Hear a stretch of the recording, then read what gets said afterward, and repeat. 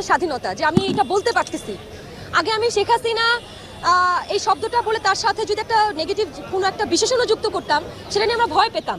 আমাদের অনেক ঘুরিয়ে পেঁচিয়ে বলতে হতো দেশের কথা। আমাদের এখন ঘুরিয়ে পেঁচিয়ে বলতে হয় না, আমরা যা বলার বলতে পারি। এটাই আমি চাই যে এর পরবর্তী যে সরকার আসবে সেখানের জন্য এই ব্যবস্থাটা থাকে।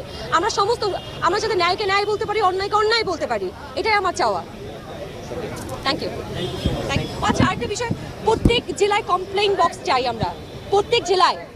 ওখানে গ্রাম থেকে গ্রামের কোনো প্রতিনিধি লিখিত আকারে সেখানে কমপ্লেইন বক্সে জমা দিবে, সেটা সরকার প্রত্যেক মাসে পড়বে এবং সেটার জন্য ব্যবস্থা গ্রহণ করবে। এটা আমরা চাই। Thank you.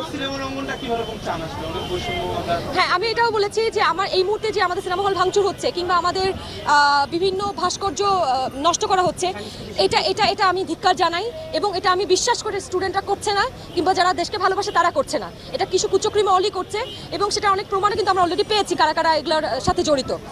এখন